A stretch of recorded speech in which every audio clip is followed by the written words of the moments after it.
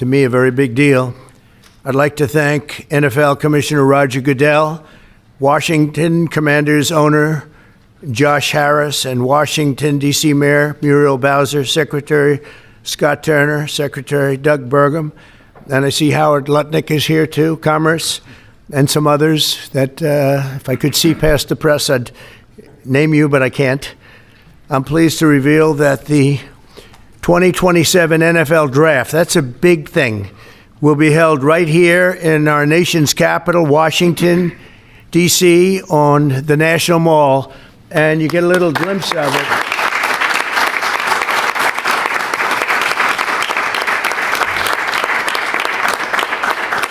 I was just saying to Roger, I don't think there's ever been anything like that. That's a good idea. In fact, maybe we could use it for other things also. I have an idea.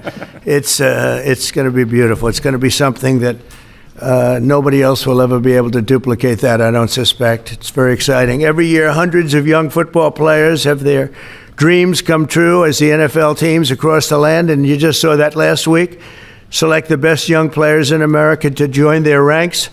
Hundreds of thousands of football fans will travel all across our country to cheer them on in person. We expect, would you say, more than 100,000 people, I think. What is the capacity, would you think it can hold? Because the mall can actually hold up to 1 million people if you go all the way back. What do you think? Over 3 days, we'll be over 1 million. Oh, yeah, you're going to have local businesses and bringing jobs and tourism to the heart of our capital. The draft is a celebration of one of our country's most cherished cultural institutions and the annual highlights for football fans everywhere. Everyone in the world is going to be watching. We look forward to welcoming people from across the nation, from all over the world. Last month, the Washington Commanders and the D.C. government also announced a major deal to build a brand new 65,000-seat football arena at the site of the RFK Stadium in eastern Capitol Hill, and I don't think there is a better site anywhere in the world than that site. Incredibly exciting. You know, he's a friend of mine. He's a very successful guy. There's a reason for it. It's amazing. It sat there for years, and people were talking about stadiums in 25 different sites. I said, they're not talking about the best site. That's the best site there is. Bringing professional football back into the district from Maryland. And not only are these announcements great for the NFL, but they also advance the mission of making Washington, D.C. safe and clean and beautiful. And we're working very closely with the mayor, as you know, and we've made a lot of improvements in the last few months, and it's getting to look really strong. Crime is way down, and there's a good relationship we have going with Muriel. So I want to thank you very much. And would you like to say a few words? Thank you, Mr. President. The mayor, please. Thank you. Thank you. Well, I'm sorry. Well, greetings. I'm Muriel Bowser. I'm the mayor of the best city in the world and also the sports capital. And we are delighted to be here with the Washington Commanders, the NFL, and the president to talk about this very exciting announcement for Washington, D.C. We believe in investing in sports because they have helped us transform neighborhoods, and the NFL bringing this event to the nation's capital will help us fill hotel rooms, our restaurants, and Americans from all 50 states will come to their nation's capital and enjoy our beautiful city and museum. So we're just delighted to be here, and we want to thank everybody for all the hard work to get here. Thanks, Muriel. Thank you.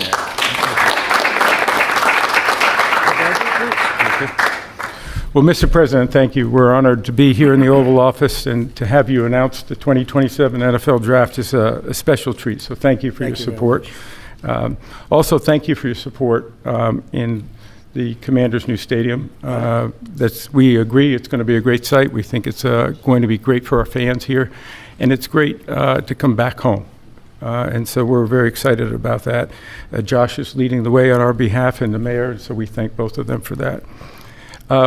We also want to thank you because in the first term, you helped us get a Canadian trade deal, which we want to make sure we note again and make Canada sure you know. Does not like me too much. They gave a great American company a lot of money that you deserved, frankly. So. Well, thank you. The draft has really become one of the great entertainment and sports events. Just a week ago in Green Bay, we had over 600,000 people attend. The year before in Detroit, we had close to 800,000.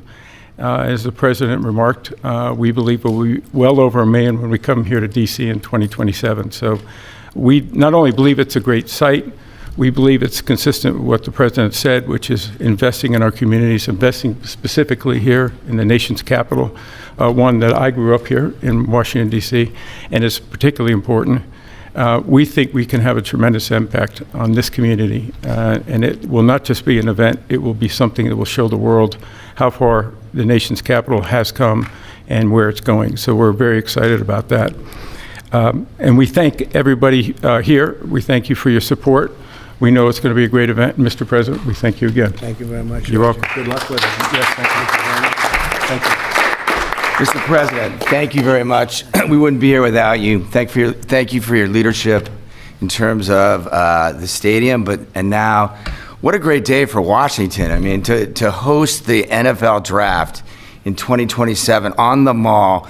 I believe we'll get over 1 million people, and it's going to be an amazing day, and it'll showcase what Washington's all about, but it'll also showcase what our country's all about. Washington is the gateway city to our country, and it'll be an amazing day, and we can't wait to get started. And I couldn't have done it without my partners, Roger Goodell, thank you, and Mayor Muriel Bowser. And we're ready to get to work, and I can't imagine RFK coming back. I grew up here.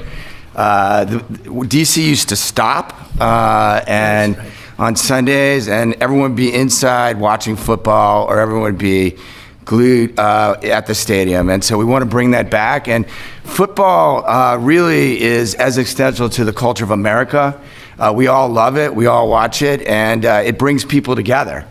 And so what a great way to celebrate the United States of America, the NFL, and the Washington Commanders. And President Trump, we leave on your desk a Trump jersey. You are the ultimate commander, so it is a Commander's jersey. There's no bird on it, but we appreciate you, and thank you for everything you've done, and look forward to the future. Thank you very much. Thank you.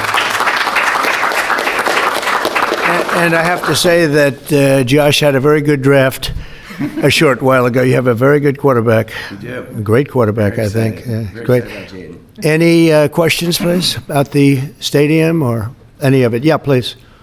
Yes. Thank you very much. Yes, thank you so much. About the draft, and I would like to upcome an event that it was already mentioned here, the World Cup.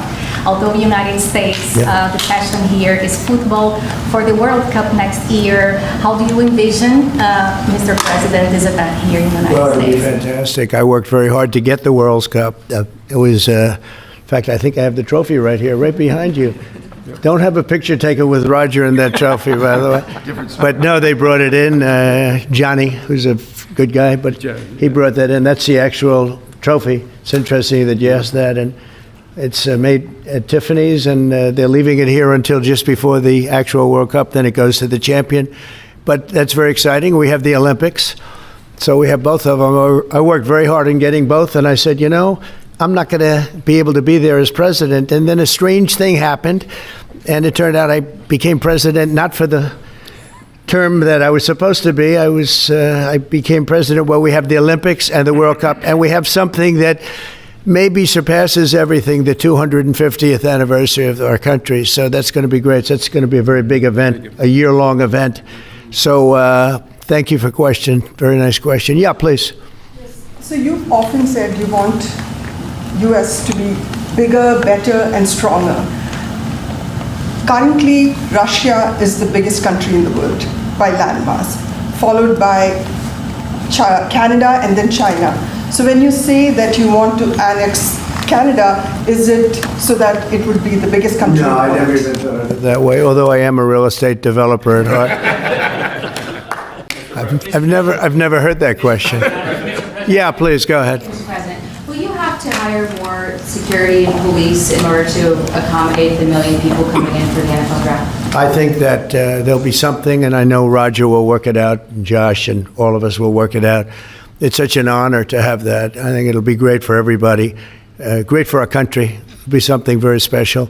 There's no scene like it. There's no site like it. My whole life was based on sites, locations, and as soon as I looked at that rendering, it's going to be beautiful. It's going to really be beautiful. You know, interestingly, I didn't know exactly where it's set relative to the Capitol, but the stadium, if you go back, is right behind the Capitol, miles behind, but nevertheless visually right behind it. So it's going to be an architect's dream, whoever the architect is chosen, and the owner. It's going to be something special. I think it's going to be great for the area.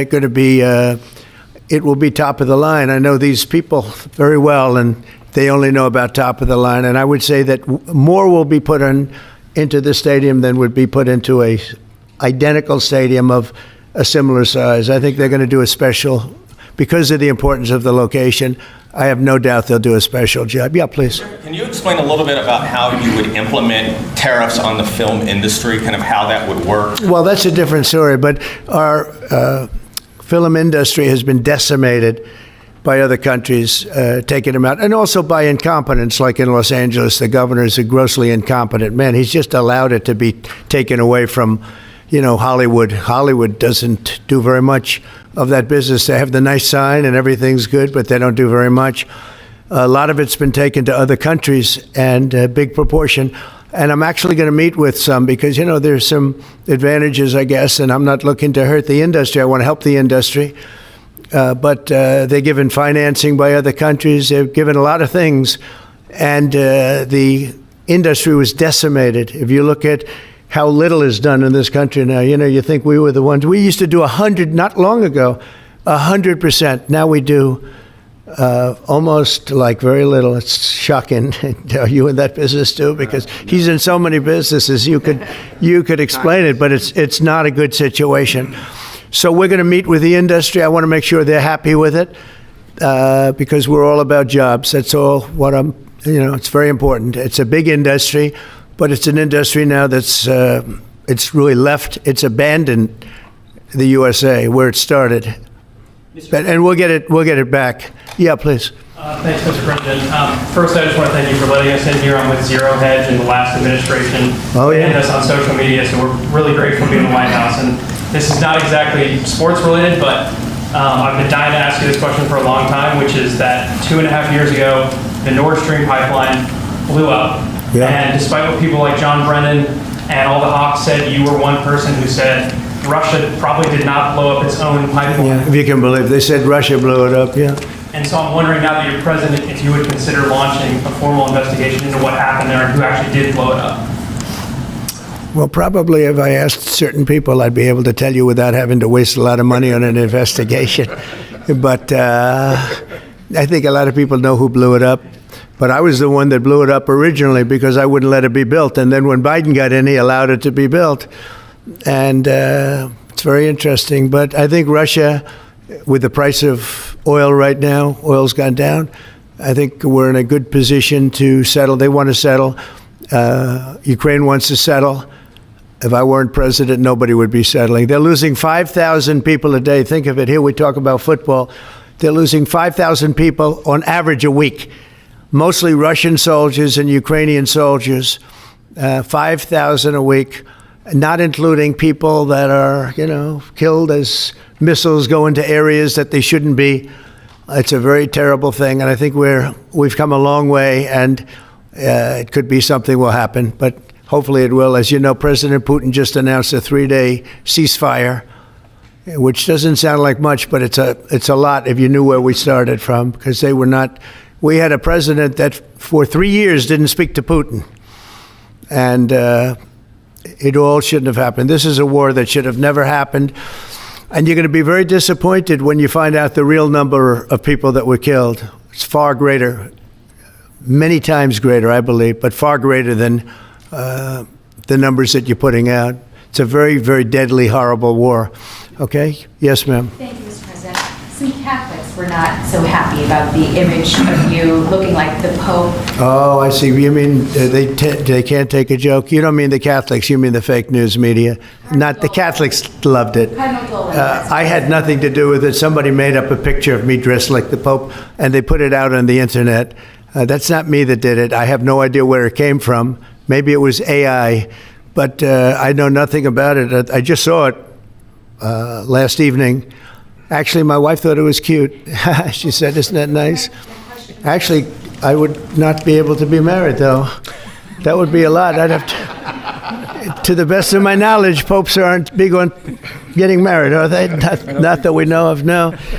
I think it's the fake news media that, they're fakers. My question, though, sir, was about the fact that it was put out on the White House account, even though it was AI generated, it was a joke, it was a meme. Does it at all diminish the substance of the official White House account to have it go out on the Give me a break. It was just somebody did it in fun. It's fine. Have to have a little fun, don't you? Yeah, please, go ahead. Tell me about the program that's just been introduced to give undocumented immigrants living in the United States About me? $1,000 to self-deport. Can you just tell us a little bit? Oh, the new program, yeah. We have millions of people that have come into this country illegally through an administration that didn't know what they were doing. They didn't have a clue. And now we find out officially they didn't because the president was incompetent, but I could have told you that before. And they've allowed millions and millions of people to pour in. Murderers, drug dealers, the biggest drug dealers in the world, actually, terrorists come in, emptied prisons from many countries, not just South America, all over the world. They emptied their prisons into our beautiful USA. And to get that many people out, 21 million people we think the real number is, but let's say 3 million of them are serious criminals. 11,888 murderers, many of whom murdered more than one person. It's hard to believe we have to even talk about this when we're talking about something so beautiful, but it's something we have to talk about having to do with the country because it's very important. So they came in by the millions illegally into our country. They just flowed in through an open border policy that was insane. And what we've done is we've offered, the numbers, but because we're taking them out by the thousands, we're being obstructed. It's very unfair what's happening because the court system it's very unfair. We have to get them out fast. These are bad people. These are people that are killing, and they've already killed many people in this country.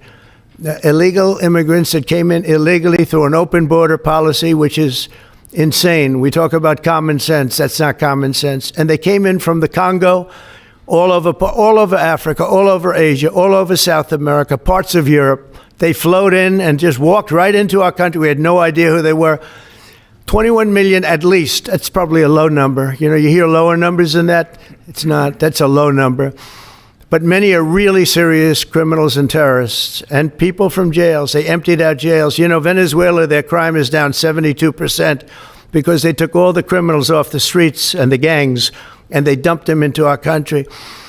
So we're getting them out. It's a very difficult thing with the courts because the courts have all of a sudden, out of nowhere, they said, maybe you have to have trials. We're going to have 5 million trials.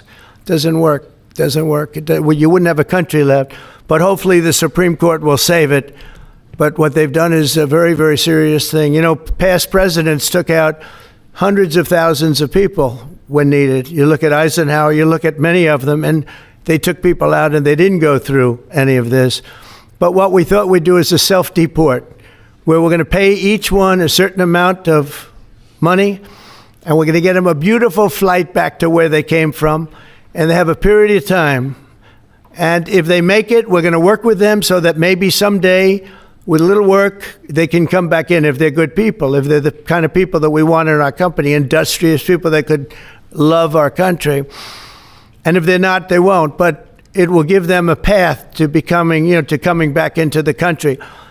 If they miss that limit, they're going to be taken out of our country. And they will never get a path to come back in. And it'll be a much tougher process. And it's called self-deportation. And by doing that, you're talking about so many millions of people. By doing that, we've taken out thousands of terrorists, drug lords. What we've done is amazing. And I'm sure Tom Homan and Christy Noem have done an incredible job. They really have done an incredible job. But it's a hard job. So we're going to have a self-deportation where they deport themselves out of our country, and we'll work with them, and we're going to try, and if we think they're good, if they have, the people we want in our country, they're going to come back into our country. We'll give them a little easier route. But if they don't work, and if we take them out after the date, then they're never coming back, and that's the least of the problems that they're going to have. Yeah, please. What's your expectation for your meeting with the Canadian Prime Minister tomorrow? I don't know. He's coming to see me. I'm not sure what he wants to see me about, but I guess he wants to make a deal. Everybody does. They all want to make a deal because we have something that they all want. We have something that they all want. China wants to make a deal very badly. You see what's happening to China. China's being decimated, and I don't want that to happen. But they have to make a fair deal. We were losing hundreds of billions of dollars a year. We were losing think of it, on our trade policies with Biden. We're losing $5 billion a day. I think Josh, as a great businessman, would not let that happen too long, right? How many groups could lose $5 billion a day? If you lose $5 billion one day, that's the end of that company, right? You're fired. He says, you're fired. Get out of here. So we essentially did that, and we have it down to a very low number. We're doing really well, really well. Yeah. How did you decide to reopen Alcatraz? Can you walk us through that decision? Did I say what? To reopen Alcatraz, how will you use it? How did you come up with the idea? Well, I guess I was supposed to be a movie maker. We started with the movie making, and we'll end. I mean, it represents something very strong, very powerful in terms of law and order. Our country needs law and order. Alcatraz is, I would say, the ultimate, right? Alcatraz, Sing Sing and Alcatraz, the movies. But it's right now a museum, believe it or not. A lot of people go there. It housed the most violent criminals in the world, and nobody ever escaped. One person almost got there, but they, as you know the story, they found his clothing rather badly ripped up, and it was a lot of shark bites, a lot of problems. Nobody's ever escaped from Alcatraz, and just represented something strong having to do with law and order. We need law and order in this country. And so we're going to look at it. Some of the people up here are going to be working very hard on that. And we had a little conversation. I think it's going to be very interesting. We'll see if we can bring it back in large form, add a lot. But I think it represents something. Right now it's a big hulk that's sitting there rusting and rotting. You look at it, it's sort of, you saw that picture that was put out, it's sort of amazing. But it sort of represents something that's both horrible and beautiful and strong and miserable, weak. It's got a lot of qualities that are interesting, and I think they make a point. Okay, are you guys okay? I want to just say that it's such an honor to be up here with my friends, because this is a group of people that have done an amazing job, and all we can do, Muriel and I, is give them the greatest sight there is, I think, that I've ever seen for something like this. And I did very well in the real estate business. I think this is the greatest site there is anywhere in the world for exactly what you guys are doing. And we'll work with you. We've got a lot of work to do to get it going, but we'll work with you, and we'll try and make the dream come true. And I want to thank you all very much for being here. Thank you. Thank you very much.